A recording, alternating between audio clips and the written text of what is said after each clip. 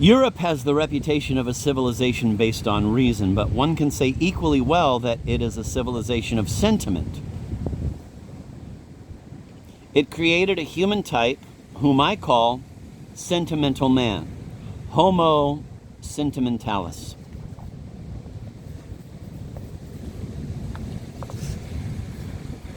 The Jewish religion imposes a law on its believers. This law wants to be accessible to reason. The Talmud is nothing but the perpetual rational analysis of God's commandments, and does not require any mysterious sense of the supernatural, no special enthusiasm or mystic flame in the soul. The criterion of good and evil is objective. It is a matter of understanding the written law and obeying it. Christianity turned this criterion inside out. Love God and do as you wish, said St. Augustine. The criterion of good and evil was placed in the individual soul and became subjective. If a soul is filled with love, everything is in order. That man is good and everything he does is good. Bettina thinks like St. Augustine when she writes to Arnhem, quote, "I found a beautiful saying. True love is always right, even when it is in the wrong. But Luther says in one of his letters, true love is often in the wrong." I don't find that as good as my dictum. Elsewhere, however, Luther says, love precedes everything, even sacrifice, even prayer. From this I deduce that love is the highest virtue. Love makes us unaware of the earthly and fills us with the heavenly. Thus, love frees us of guilt, macht unschuldig.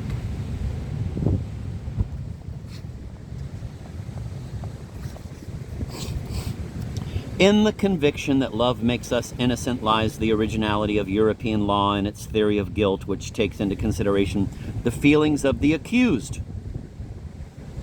If you kill someone for money in cold blood, you have no excuse. If you kill him because he insulted you, your anger will be an extenuating circumstance and you'll get a lighter sentence. If you kill him out of unhappy love or jealousy, the jury will sympathize with you, and Paul, as your defense lawyer, will request that the murder victim be accorded the severest possible punishment.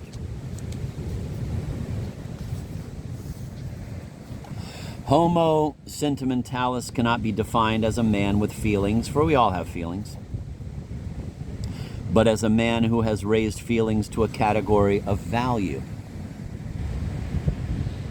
As soon as feelings are seen as a value, everyone wants to feel.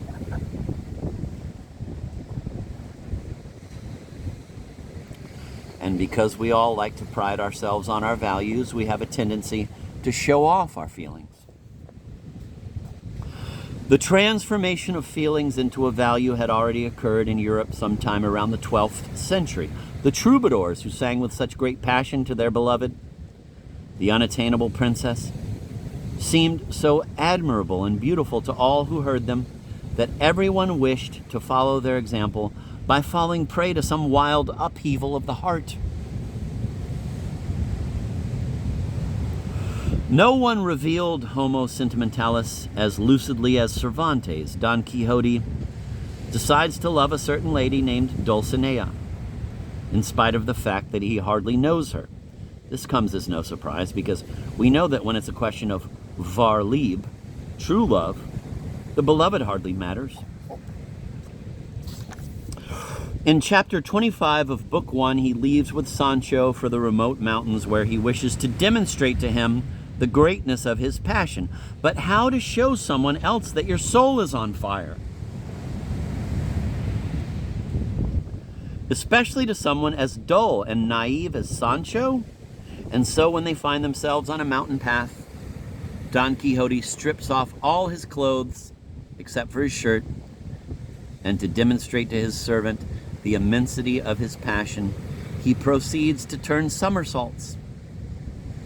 Each time he is upside down, his shirt slides down to his shoulders, and Sancho gets a glimpse of his sex. The sight of the knight's small, virginal member is so comically sad, so heartrending that Sancho, in spite of his callous heart, cannot bear to look at it any longer, mounts Rocinante, and gallops off.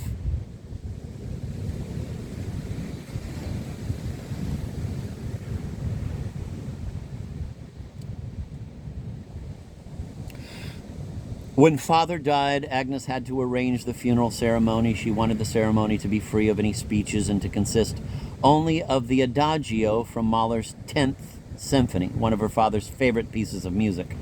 But this music is extremely sad, and Agnes was afraid that she might not be able to hold back her tears during the ceremony. It seemed unbearable to her to cry in front of everyone.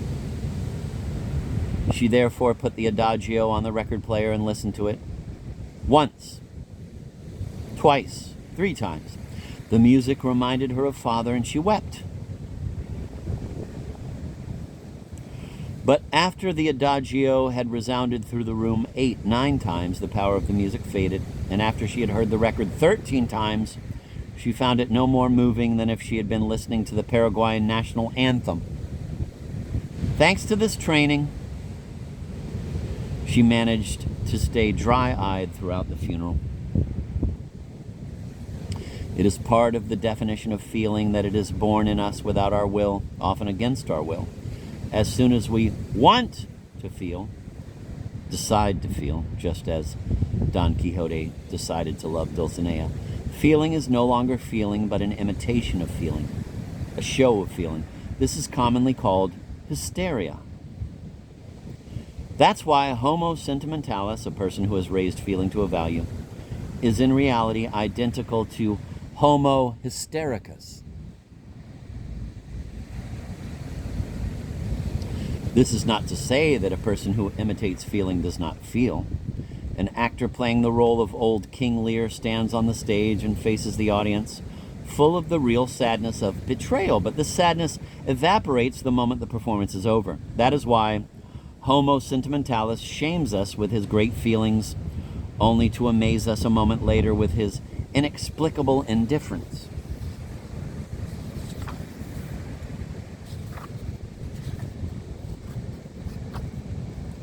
Don Quixote was a virgin.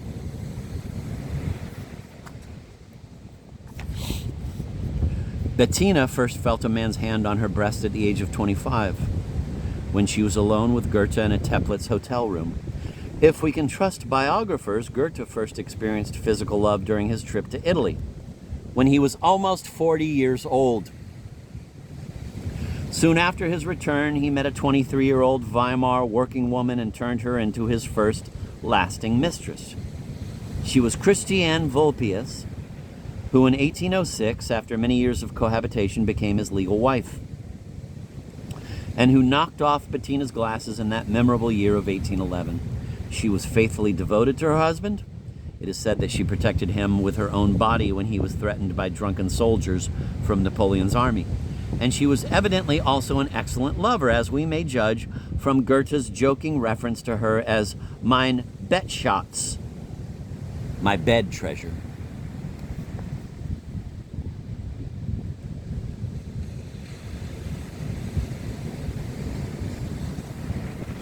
Nevertheless, in Goethean hagiography, Christiane finds herself outside the bounds of love. The 19th century, but also our own time, which is still imprisoned by the past century, refuses to admit Christiane into the gallery of Goethe's loves, alongside Frederica, Lot, Lily, Bettina, and Ulrika. You may say that this is simply due to the fact that she was his wife, and we have become accustomed to consider marriage automatically as something unpoetical. I believe, however, that the actual reason goes deeper. The public refuses to see Christiane as one of Goethe's loves simply because Goethe slept with her. For love treasure and bed treasure were mutually exclusive entities. 19th century writers often ended their novels with marriage. This was not because they wanted to save the love story from marital boredom. No, they wanted to save it from intercourse.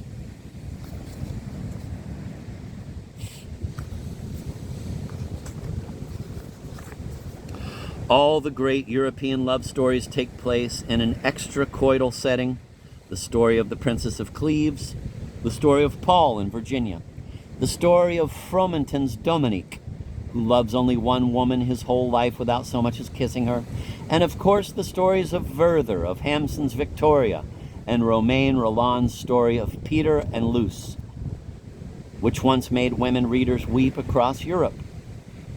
In his novel The Idiot, Dostoevsky let Nastasia Philippovna sleep with any merchant who came along.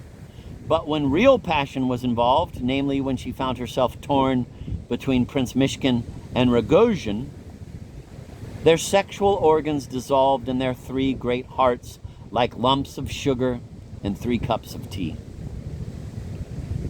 The love of Anna Karenina and Vronsky ended with their first sexual encounter, after which it became nothing but a story of its own disintegration. And we hardly know why. Had they made love so poorly?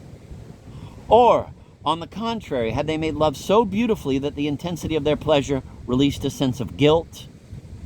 No matter how we answer, we always reach the same conclusion.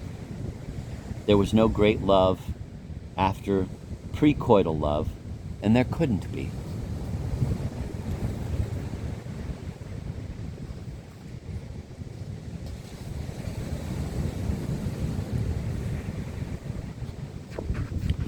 This does not mean that extracoital love was innocent, angelic, childlike, pure. On the contrary, it contained every bit of hell imaginable in the world.